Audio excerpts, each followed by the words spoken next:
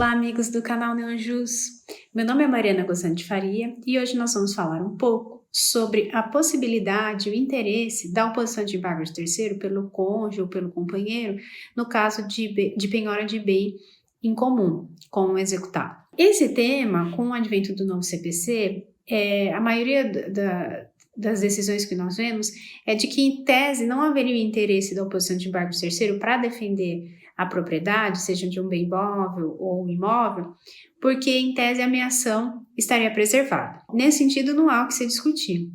Só que nós temos que observar que, assim, a utilidade do embargo de terceiro não é só para defender em si, efetivamente, a preservação da ameação, no sentido de que isso não vai ser prejudicado numa eventual arrematação, adjudicação do imóvel.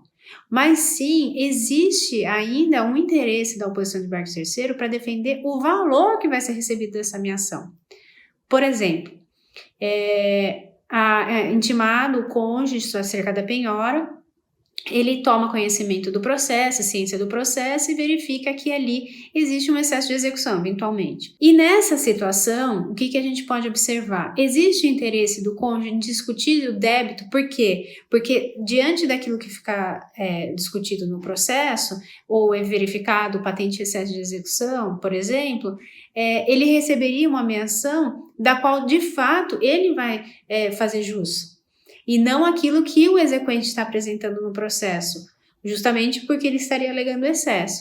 Então, deve-se tomar um cuidado, ao meu ver, nessa questão da utilidade do embargo de terceiro, porque não é hoje um instrumento processual que não tem mais utilidade no sentido de preservação da ameação.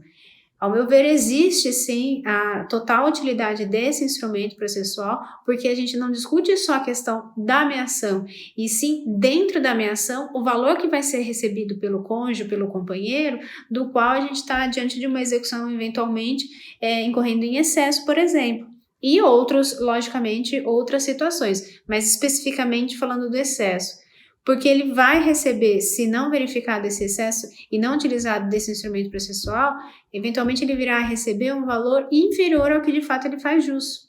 Então, diante dessa situação, há total interesse na oposição de parte terceiro, ele deve ser recebido, ele deve ser processado, e sim, verificada essa situação de excesso, deve ser apurado, enfim, remetido ao contador judicial, uma perícia contábil técnica, enfim, verificado o excesso, justamente para não prejudicar um terceiro, do qual não faz parte da lide principal, que seria a execução, e que está sofrendo junto, né, os efeitos de uma execução da qual a gente está verificando, enfim, um valor exorbitante no cálculo, do qual, em tese, não seria totalmente devido.